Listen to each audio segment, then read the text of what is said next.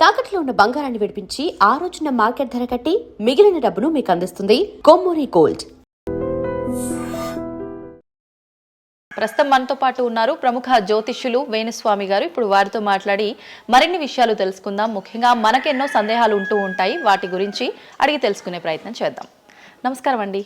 నమస్తే తల్లి. ఓం నమో వెంకటేశాయ. వెంకటాద్రి సంస్థానం బ్రహ్మాండే నాసికించిన వెంకటేశ సమోదేవో నా భూతో నా భవిష్యతి.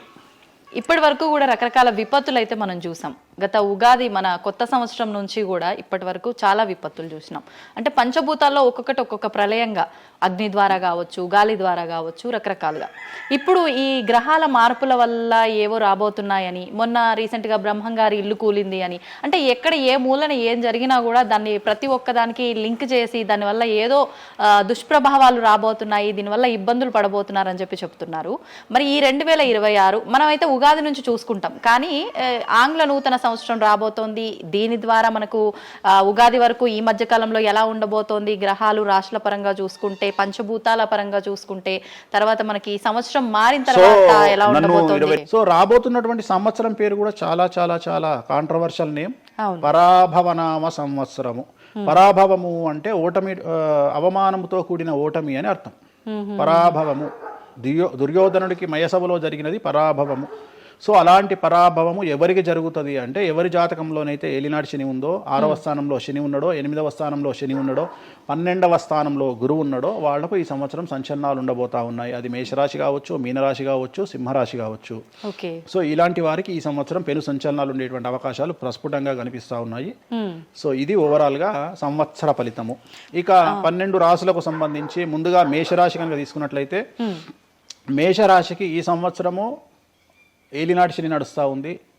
సో ఏలినాటి శని ఒక పక్క గురువు బాగాలేడు, ఒక పక్క రాహు బాగాలేడు, ఒక పక్క కేతు బాగాలేడు. సో ఇలాంటి సందర్భంలో పెను సంచలనాలకు కారణభూతమయ్యేటువంటి అవకాశం ఉంది. సో విద్యార్థులకు ఉత్తీర్ణత శాతం తగ్గుతుంది, కోరుకున్న ప్లేస్మెంట్స్ రావు, వీసా రిజెక్ట్ అయ్యే అవకాశం ఉంది. ఉద్యోగస్తులకు పై అధికారుల వల్ల సమస్యలు ఉంటాయి, ప్రమోషన్లు ఆగిపోతాయి. సో బదిలీలు చాలా దూరంగా బదిలీలు అయ్యే అవకాశం కనిపిస్తూ ఉంది. రాజకీయ నాయకులకు ఫెయిల్యూర్స్ కనిపిస్తూ ఉన్నాయి, ఉన్న పదవులు కోల్పోయే అవకాశం కనిపిస్తుంది, ఎన్నికలలో ఓటమి కనిపిస్తూ ఉంది. రైతులకు మొదటి పంట కంటే రెండవ పంట బాగుండే అవకాశం ఉంది. కళాకారులకు, క్రీడాకారులకు అవకాశాలు తగ్గిపోయి ఆదాయం తగ్గిపోయే అవకాశం ఉంది. స్త్రీలకు సంబంధించి భర్తల మధ్యన గొడవలు అయ్యే అవకాశం ఉంది. అలాగే వ్యాపారస్తులకు, బ్యూరోక్రాట్లకు ఈ సంవత్సరం ఏసీబీ, సిబిఐ, సిఐడి లాంటి కేసులు లేదా ఈడీ కేసులు కనిపిస్తూ ఉన్నాయి. ఈ సంవత్సరం ఓవరాల్గా మేషరాశి వాళ్ళని తీసుకుంటే న్యాయపరమైన ఇబ్బందులు, ఆర్థికపరమైన ఇబ్బందులు, ఆరోగ్యపరమైన ఇబ్బందులు, తండ్రికి సంబంధించిన అపమృత్యు గండము, అలాగే న్యాయపరమైన చిక్కులు, వాహన ప్రమాదాలు, భార్యాభర్తల మధ్యన గొడవలు, ఇవన్నీ మేషరాశి వారికి కనిపిస్తూ ఉన్నాయి. మరి ఏం చేసుకోవాలా అంటే, తిరునల్లా శనీశ్వర ఆలయంలో ప్రత్యేకమైన శని పూజ నిర్వహించుకోవడంతో పాటు నలుపు రంగు దుస్తులకు దూరంగా ఉండడము, నలుపు చెప్పులు, నలుపు వాహనాలకు దూరంగా ఉండడము, లెదర్ వస్తువులకు దూరంగా ఉండడము, నలుపు లెదర్ వస్తువులకు దూరంగా ఉండడం వల్ల సమస్యల నుండి గట్టెక్కుతారు. ఏడాదంతా వీటికి దూరంగా ఉండాలి. మరి తర్వాత నెక్స్ట్ వృషభ రాశి. సో వృషభ రాశి వారికి ఈ సంవత్సరం 100కు ఇంచుమించుగా 75% అనుకూలంగా ఉంది. రాహువు, కేతువు, గురువు, శని అనుకూలత కనిపిస్తూ ఉంది. చాలా బాగుండబోతా ఉంది. ఈ సంవత్సరం మే నుండి విపరీతమైన రాజయోగం పట్టబోతా ఉంది. చాలా అనుకూలంగా ఉంది. విద్యార్థులకు ఉత్తీర్ణత శాతం ఉంటుంది. స్త్రీలకు అనుకూలమైన ఫలితాలు ఉంటాయి. స్త్రీలకు మీ ఇంట్లో కమాండింగ్ అంతా మీదే ఉంటుంది. రాజకీయ నాయకులకు ఎన్నికలలో విజయాలు సాధిస్తారు. డబ్బులు ఎక్కువ ఖర్చైనా విజయాలు సాధిస్తారు. అలాగే రైతులకు 2 పంటల దిగుబడి, రాబడి బాగుంటుంది. విద్యార్థులకు కోరుకున్న ప్రదేశాల్లో సీట్లు వస్తాయి. ఉత్తీర్ణత శాతం పెరుగుతుంది. అవివాహితులకు వివాహ యోగ సూచనలు కనిపిస్తున్నాయి. సంతానం లేని వారికి సంతాన యోగం కనిపిస్తూ ఉంది. వ్యాపారస్తులకు, అన్ని రంగాల వ్యాపారస్తులకు అనుకూలమైన ఫలితాలు ఉండబోతా ఉన్నాయి. క్రీడాకారులకు, కళాకారులకు అవకాశాలు, ఆదాయము పెరుగుతాయి. ఓవరాల్గా ఈ సంవత్సరం పూర్తి స్థాయిలో మీకు ఎటువంటి సమస్యలు కనిపించడం లేదు. చాలా బాగుంది కాబట్టి మీకు ఎటువంటి రెమెడీస్ అవసరం లేదు. వీలైతే సోమవారం నాడు శివాలయంలో రుద్రాభిషేకాన్ని నిర్వహించుకోండి. సో నెక్స్ట్ మిథున రాశి. ఈ సంవత్సరం ఏదైనా రాశి 100కు 110% అనుకూలంగా ఉంది అంటే మిథున రాశి. సో గురువు, రాహువు, కేతువు అన్ని గ్రహాలు అనుకూలంగా ఉన్నాయి. పట్టిందల్లా బంగారంగా ఉంటుంది. గురువు అతిచారం వల్ల మీ జాతకం చాలా బాగుండబోతా ఉంది. గత 10 సంవత్సరాల నుండి మీరు పడుతున్నటువంటి కష్టాలన్నీ తొలగిపోయే అవకాశాలు కనిపిస్తూ ఉన్నాయి. సో కొత్త స్పీడ్తో ముందుకు వెళ్ళండి, కొత్త కొత్త ఆలోచనలు చేయండి, ఎంత గొప్పగా జీవితంలో ముందుకెళ్లాలో ప్లాన్ చేయండి, చాలా గొప్పగా ఆలోచించండి, చిన్నగా ఆలోచన చేయకండి. గురువు విపరీత రాజయోగాన్ని ఇవ్వబోతా ఉన్నాడు. దైవబలం మీకు అనుకూలంగా ఉంది, గురుబలం మీకు అనుకూలంగా ఉంది, శనిబలం మీకు అనుకూలంగా ఉంది. కాబట్టి కొత్త కొత్త వ్యాపారాలు ప్రారంభించండి, విపరీతమైనటువంటి చాలా గొప్పగా కలలు కనండి, ఆ కళలను సాకారం చేసుకునే దిశగా ప్రయాణం చేయండి. విద్యార్థులకు అనుకూలంగా ఉంది, ఉద్యోగస్తులకు అనుకూలంగా ఉంది, వ్యాపారస్తులకు అనుకూలంగా ఉంది, రైతులకు 2 పంటలు అనుకూలంగా ఉంది. సో ప్రతి వాళ్ళు చెరువులు, తర్వాత చేపల చెరువులు, రొయ్యల చెరువులు పండించే వాళ్ళకు అనుకూలంగా ఉంది, పౌల్ట్రీ ఫామ్ వాళ్ళకు అనుకూలంగా ఉంది, రాజకీయ రంగం వారికి అనుకూలంగా ప్రజల్లో మంచి మార్పులు కనిపిస్తూ ఉన్నాయి.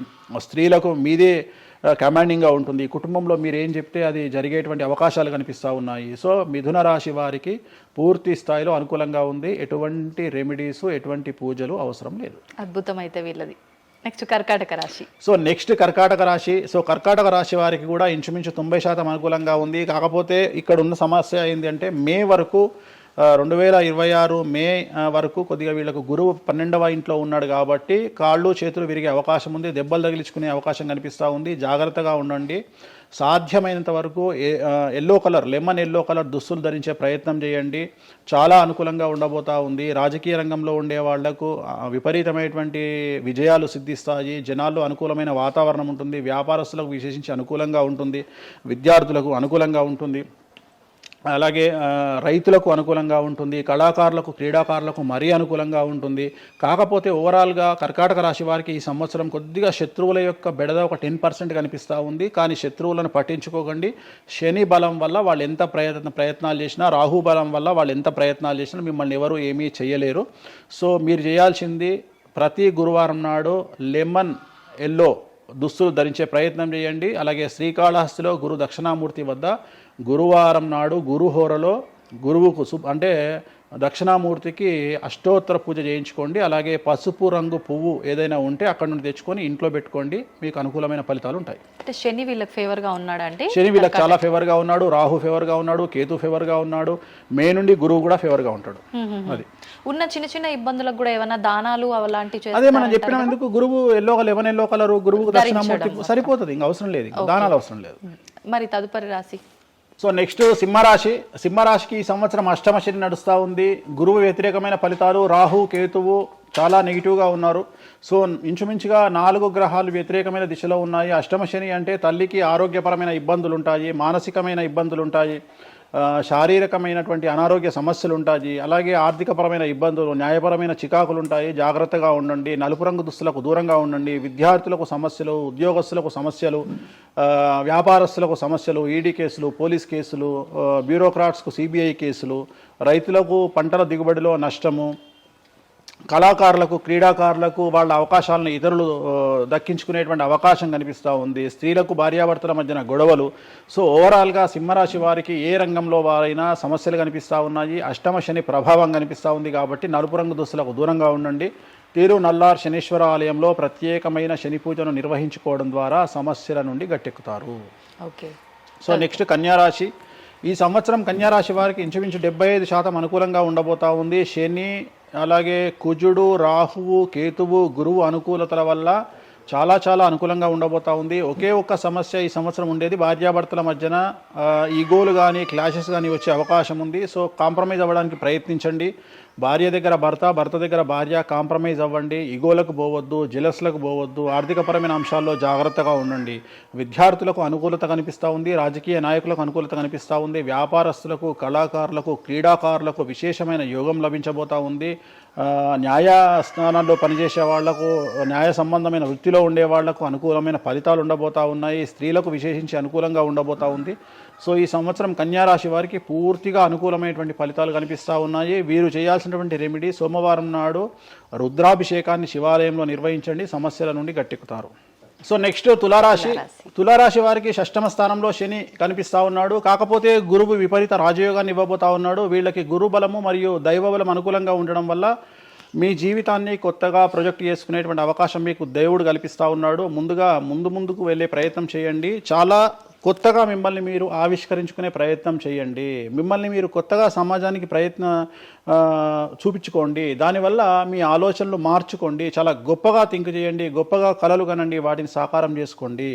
గురువు అనుకూలంగా ఉన్నాడు, కాకపోతే కుటుంబంలో పెను సంచలనం జరిగే అవకాశం కనిపిస్తూ ఉంది. 6వ స్థానము భాగ్యానికి మరియు శత్రుత్వానికి కారకుడు కాబట్టి శని వల్ల సంచలనం జరిగే అవకాశం ఉంది. విద్యార్థులు, ఉద్యోగస్తులు, వ్యాపారస్తులు, కళాకారులు, క్రీడాకారులు, రైతులు, అలాగే రాజకీయ నాయకులు ఎవరైనా సరే వాళ్ళ జీవితంలో ఏదో ఒక పెను సంచలనం జరిగే అవకాశం కనిపిస్తూ ఉంది. నలుపు రంగు దుస్తులకు దూరంగా ఉండండి.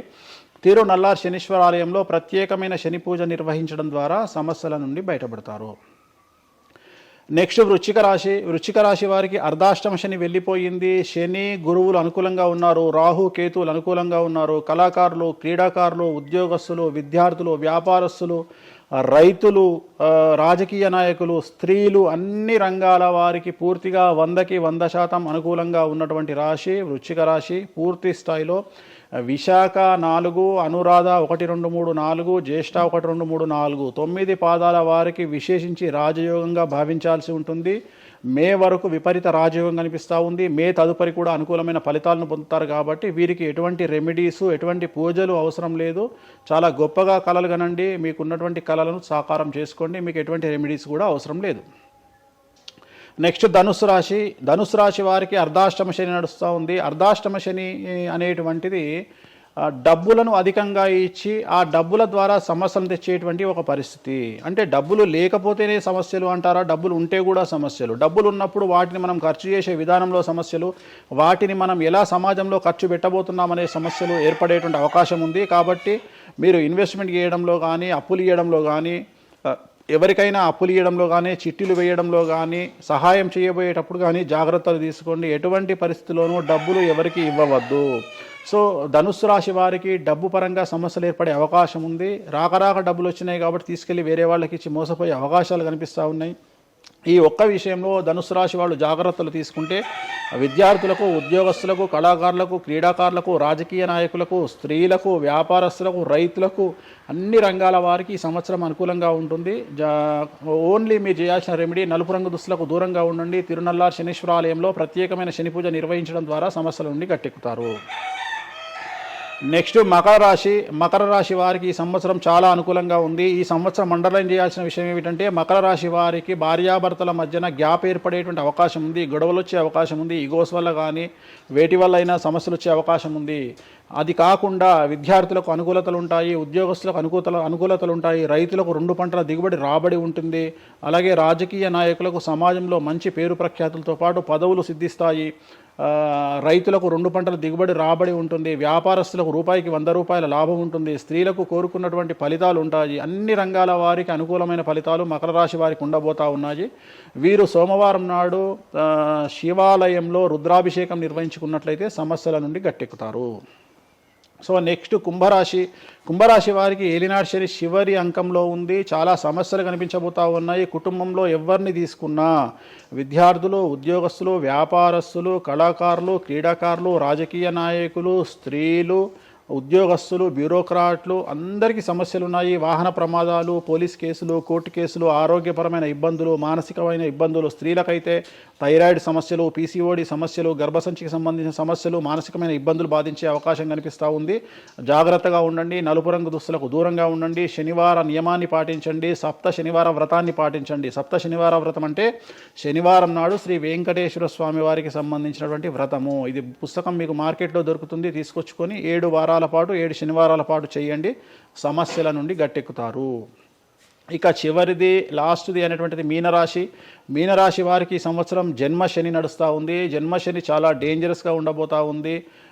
ఏ రంగంలో ఉండే వారికైనా ఈ సంవత్సరం సమస్యలు తప్పవు. ఆర్థికంగా, సామాజికంగా, న్యాయపరంగా, ఆరోగ్యపరంగా, వాహన ప్రమాదాలు అవ్వచ్చు, ఆర్థికపరమైన నష్టాలు అవ్వచ్చు, పోలీస్ కేసులు అవ్వచ్చు, ఇంట్లో తల్లిదండ్రులు ఒకళ్లకు ప్రాణగండాలు అవ్వచ్చు, భార్యాభర్తల మధ్యన గొడవలు అవ్వచ్చు. మరీ ముఖ్యంగా ఈ సంవత్సరం మీనరాశి జాతకులు ఉండేటువంటి ఇళ్లలో మగవాళ్లకు సంపాదన లేకుండా ఖాళీగా ఉండడం వల్ల ఆడవాళ్ళు మాత్రమే సంపాదించి ఆడవాళ్ళ ఉద్యోగంతో డబ్బులు సంపాదించి ఆడవాళ్ళ అంటే భార్యల మీదనో ఆడవాళ్ళ కూతుళ్ళ మీదనో తల్లి మీదనో బ్రతికేటువంటి పరిస్థితి మగవాళ్ళకు ఉండే అవకాశం ఉంది. కాబట్టి ఈగోలను చంపుకోండి. సో ఆడవారి మీద బ్రతకడానికి సిద్ధపడండి, కష్టపడండి, మానసికంగా సంసిద్ధులుగా ఉండండి. అంటే అలాంటి ఒక కండిషన్ ఈ సంవత్సరం ఉండబోతా ఉంది. ఈ ఒక్క సంవత్సరాన్ని కనుక మీరు దాటగలిగితే మీ జీవితంలో మంచి మంచి మంచి పొజిషన్లకు వెళ్తారు. సో నలుపు రంగు దుస్తులకు దూరంగా ఉండండి. రాత్రిపూట ప్రయాణాలు చేయకండి. వాహన ప్రమాదాలు జరిగే అవకాశం కనిపిస్తూ ఉంది. జన సమూహం ఉన్నటువంటి ప్రాంతాలకు వెళ్ళకండి. సో జాగ్రత్తలు తీసుకోండి. నలుపు రంగు దుస్తులకు దూరంగా ఉండండి. తిరునల్ల శనీశ్వర ఆలయంలో ప్రత్యేకమైన శని పూజ నిర్వహించడం ద్వారా సమస్యల నుండి బయటపడతారు. ఇప్పుడు ఈ రాశి ఫలాల్ని ఈ మధ్యకాలంలో చాలా మంది ఫాలో అవుతున్నారండి. ఇది అక్షరం అంటే పేరులో మొదటి అక్షరాన్ని బట్టి ఫాలో అవ్వాలా, లేదంటే డేట్ ఆఫ్ బర్త్ బట్టి వచ్చే రాశిని ఫాలో ఇది అవ్వాలా? పేరులో దాని సంబంధం లేదు. డేట్ ఆఫ్ బర్త్ ప్రకారం చూసుకోవాలి. రెండోది ఇది గోచారం, గ్రహచారం వేరు, గోచారం వేరు. ఇది జస్ట్ గోచారం ప్రకారం ఎలాగైతే మనము సౌరమానం ప్రకారము మనం చూసుకుంటామో అలా ఇది ఓన్లీ చాంద్రమానం ప్రకారము మీ నక్షత్రం ప్రకారం చూసుకోవాల్సిందే. మళ్ళీ వ్యక్తిగతమైన జాతకం వేరు. అంటే ఒక 3-4 రాశులు మినహాయించి అన్ని రాశుల వారికి కొంచెం ఇబ్బందికర పరిస్థితులే ఉన్నాయి. దానికి మీరు చెప్పిన రెమెడీస్ చేసుకుంటే సరిపోతుంది. అసలు నువ్వు జనవరి 1కు ముందు నా దగ్గరికి ఇంటర్వ్యూకి ఎందుకు వచ్చినావు? ఎందుకు రావు? ఉగాది కదా నువ్వు రావాలి. ఉగాదిది సపరేట్, అప్పుడు కొత్త పంచాంగం దృష్ట్యా ఇది సపరేట్. క్వశ్చన్ లేదు. ఎందుకని? తప్పు. దీనికి ఆన్సర్ చెప్పినాకనే ముందరకు పోవాలి మనం.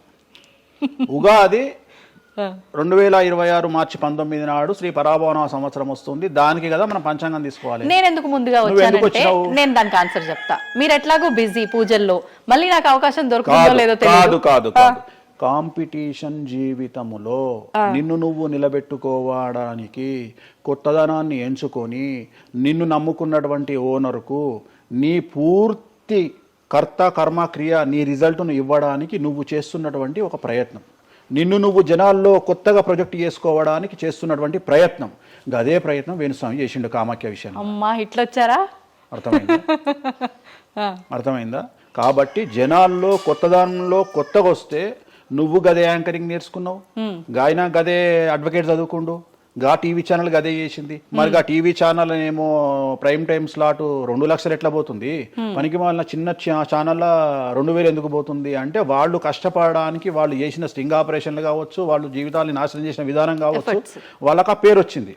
సో అట్లనే వేణుస్వామి కష్టపడి ఈ స్థాయికి రావడానికి వేణుస్వామికి అంటూ ఒక బ్రాండ్ ఉన్నది. సో రెండవది, ఇదే సంవత్సరం ఇదే ఛానల్లో 2025 శివ అనే ఒక యాంకర్ కు నేను ఇంటర్వ్యూ ఇచ్చిన. అందులో చాలా విషయాలు చెప్పిన. ఏమేం చెప్పినా, ఈ సంవత్సరము రైలు ప్రమాదాలు ఎక్కువ అని చెప్పిన, విమాన ప్రమాదాలు ఎక్కువ అని చెప్పిన. చెప్పంగా వెనకకెంచి వచ్చి వీరికి పని పాట లేదు, వీడు పొద్దుగాలు లేస్తే నెగిటివే మాట్లాడతాడు అని తిట్టిరు నన్ను. మరి అయినప్పుడు ఒక్కడన్నా పెట్టడేంద్రా? పెట్టాలే కదా. ఎందుకు పెట్టారు అంటే చివరికి జ్యోతిష్యం చెప్పుకునే స్వేచ్ఛ కూడా మా బొందకు లేకుండా చేసిరు. జ్యోతిష్యంలో అరే ఇప్పుడు నా సొంత కవిత్వం కాదు, ఎవరిని అడిగినా చెప్తారు. ఈ సంవత్సరం గురువు అధిపతి కమాండర్ కేతువు అన్ని క్లియర్గా ఉన్నాయి. కేతువు అంటే మోక్షకారకుడు, భక్తికారకుడు. ఈ సంవత్సరం 2026లో ఎక్కడైతే జనాలు గుమిగూడు ఉంటారో అక్కడ ప్రాబ్లమ్స్ వస్తాయి. అది రేపు జరగబోయేటువంటి పుష్కరాలు కావచ్చు, రేపు జరగబోయే సమ్మక్క సారక్క పండగ కావచ్చు, లేకపోతే దేవాలయాల్లో ముక్కోటి ఏకాదశి కావచ్చు, ఎక్కడైతే భక్తి భావం ఉంటుందో అక్కడ చాలా పెద్ద పెను ప్రమాదాలు సంచలనాలు జరుగుతాయని శాస్త్రం చెప్తుంది. శాస్త్రం చెప్పినప్పుడు ఆ శాస్త్రాన్ని వేణుస్వామి చెప్తున్నాడు. దీన్ని కూడా తప్పు తీసుకుపోయి వేణుస్వామి ఏలినాడు శని నడుస్తుంది మేషరాశికి, మేషరాశి బాగుండదు అని చెప్పాలి కానీ మేషరాశి సూపర్ స్టార్లు అవుతారని నేనెందుకు చెప్తా అంటే, ఒక చూసిన వేణుస్వామి మన ఒక ఆమె నేను మీనరాశి బాగాలేదంటే మీనరాశికి బాగాలేదని చెప్తున్నా వేణుస్వామి అట్టడే ఎప్పుడు వేణుస్వామి అని ఇట్లా ఊతుంది, ఇట్లనే ఊతుంది ఆమె, ఇట్లనే అంటుంది వేణుస్వామి చెప్పిండు అని తిట్టింది. నువ్వు నమ్మవమ్మా, ఆమె అమెరికా నుండి పంచు ప్రభాకర్ అని ఒక ఆయన ఉంటాడు, ఆయన తిట్టిండమ్మా ఆ బూతులు భగవంతా నేనైతే తెల్లారి చచ్చిపోతుండే. అంటే వాళ్ళిద్దరికి ఫైటింగ్ జరిగి గదే మీనరాశి అని చెప్తున్నాను నేను. ఆమె మీనరాశి అంట, గదే మీనరాశి అంటున్నాను నేను. అంటే నేను చెప్పేది అదే. నేను చెప్పేది ఫస్ట్ శనీశ్వరుడు కాదు, శనేశ్వరుడు. శనీశ్వరుడు అని ఎందుకు వచ్చింది అంటే, ఒకరోజు శని శంకరుడు ఇద్దరు కలిసినప్పుడు శంకరుడు శనిని అడుగుతాడు, ఏందా నేను చూస్తే పెద్ద అందరు భయపడుతున్నారు, చాలా పెద్ద పెద్ద వాళ్ళు భయపడుతున్నారు, నువ్వు తోపు తురుమట కదా అంటాడు. అంటే నేను తోపు తురుమా కాదా, రేపు చెప్తా నీ సంగతి అంటాడు. ఎవరు శని ఈశ్వరుని అంటాడు. అంటే ఏంది అంటే రేపు నీ టైం వచ్చింది నీ సంగతి ఏందో చెప్తా అంటాడు. అంటే తెల్లవారి పొద్దున సూర్యోదయానికి శంకరుడు పోయి ఒక చెట్టు తొర్రలో దాచుకొని సాయంత్రం సూర్యాస్తమయం వరకు చెట్టు తొర్రలోనే ఉంటాడు. ఉండి బయటకు వస్తాడు. బయటకు వచ్చిన తర్వాత శని ఎదురుపడితే నన్నేమో చేస్తా అన్నావు కదా, ఏం చేసినావు అంటాడు. అంటే నువ్వు లయకారకుడివి, ప్రపంచాన్ని శాసిస్తావు, ముల్లోకాలను శాసిస్తావు, అట్లాంటి నిన్ను తీసుకుపోయి సూర్యోదయం నుండి సూర్యాస్తమయం దానిక చెట్టు త్వరలో దాచిపెట్టిన, ఇంతకంటే నేను చేసేదే ఉంది అంటాడు. ఆట మొదలు పెట్టేశాడు అక్కడ ఆల్రెడీ. అప్పటి నుండి ఆయనకు శనీశ్వరుడు అని పేరు వచ్చింది. Okay okay. సో ఇది జరిగింది శంకరుడికి కూడా జరిగింది, రాముడికి కూడా జరిగింది. సో ఏలినాటి శని పీరియడ్లో, షష్టమ శని పీరియడ్లో బాధలు పడేటువంటి పరిస్థితి ప్రతి ఒక్కళ్లకు ఉంటుంది. రెండవసారి ఏలినాటి శనిలో మరీ దరిద్రంగా ఉంటుంది. కలియుగంలో దాని తీవ్రత చాలా ఎక్కువగా ఉంటుంది. కలియుగంలో ఫిజికల్ కంటే మానసికమైన దెబ్బలు చాలా ఎక్కువగా ఉంటాయి. జనాలు కొట్టే దెబ్బలు చాలా ఎక్కువగా ఉంటాయి. నరఘోష వల్ల తినే దెబ్బలు చాలా ఎక్కువగా ఉంటాయి. కలియుగ దైవమైనటువంటి వెంకటేశ్వర స్వామి వారికే ఎన్నో రకాల పూజలు చేసి దిష్టి తీయడానికి ప్రయత్నం చేస్తున్న సందర్భంలో ఆఫ్టర్ ఆల్ మానవుల మనమెంత. సో మన మీద ఎన్నో రకాల దుష్ప్రయోగాలు ఉంటాయి, ఎన్నో రకాల నరఘోషలు ఉంటాయి. సో ఇవన్నీ జనాలకు తెలియజేయాల్సిన బాధ్యత ఒరిజినల్ పండితుడిగా, ఒరిజినల్ జ్యోతిష్కుడిగా నా మీద ఉంది. సో సొంత కవిత్వము జనాలకు పాజిటివ్గా చెప్పడానికి నేనేమి ఏమో అంటారు కదా, వ్యక్తిగత ఏదో అంటారు వాళ్ళను, వ్యక్తిగతంగా కౌన్సిలింగ్ ఇచ్చేటువంటి వాడిని కాదు నేను. సో నేను శాస్త్రం ఏం చెప్పిందో నేను దాన్ని మాత్రమే జనాలకు చెప్పడానికి నేను ఇక్కడ ఉన్నా. అంతేగాని క్యాన్సర్ వచ్చిన పట్టుకొని నీకు ఏం లేదు అని చెప్పి వాడిని ఇంటికి పంపించి 2 రోజుల తర్వాత సచ్చేటట్టు చేసేటువంటి నీచుడిని నేను కాదు. క్యాన్సర్ వస్తే క్యాన్సర్ వచ్చింది, ధైర్యంగా బతుకు, ఇంకా బతుకు, నీ కోరికలు తీర్చుకో, అన్ని కోరికలు తీసుకొని సావు అని చెప్తా. రెండవది, అన్ని తిని 60 ఏళ్ళు పోతే ఏం తినకుండా 80 ఏళ్ళు బతికితే లాభం లేదు. సో కలియుగంలో ఇవన్నీ సమస్యలు చాలా తీవ్రంగా ఉంటాయి. భార్యాభర్త కారులో పోతే పక్కింటోడు ఏడిస్తొస్తాడు, మంచి కారు కొనుక్కుంటే ఏడిస్తొస్తాడు, ఒక పిల్లగాడు మంచి ఉత్తీర్ణత శాతంలో పాస్ అయితే ఏడిస్తొస్తారు, మంచి ఉద్యోగం వస్తే ఏడిస్తొస్తారు, ఒక పొలిటికల్ బాగుంటే తెస్తాడు, ఒక యాంకర్కు డబ్బులు వస్తే తెస్తాడు. సో ప్రతి దగ్గర ఏడుపు ఏడుపు ఏడుపు, జలసు అనేటువంటిది రాజ్యమేలుతున్నటువంటి సందర్భంలో తెలుగు రాష్ట్రాలలో అది పీక్ స్థాయిలో ఉండేటువంటి పరిస్థితులలో నిజాలు చెప్పి జనాలని భయానికి దూరంగా ఉంచాల్సినటువంటి బాధ్యత నాది, జరగబోయే నష్టం నుండి కాపాడాల్సినటువంటి బాధ్యత నాది అని ఇంతమంది రాళ్ళేసినా, ఇంత చెండాల పనులు చేసినా, వ్యక్తిగతంగా నన్ను విమర్శలు చేసినా నేను ఎవరిని వ్యక్తిగతంగా విమర్శించడం లేదు. ఎందుకంటే ప్రతి ఒక్కడి ముడి కింద ఖచ్చితంగా సమస్యలు ఉంటాయి. ఈ శుద్ధపూస ఎవడూ కాదు. నాకంటూ నెల రోజులు పక్కకు తీస్తే ఒక్కొక్కటి జాతకాలు చెప్పగలుగుతా అందరివి. నేను వాటి జోలికి బోదలుచుకోవట్లేదు. శాస్త్రం ఏం చెప్పిందో శాస్త్ర ప్రామాణికంగా నేను జనాలకు తెలియజేయాలని కోరుకుంటున్నా.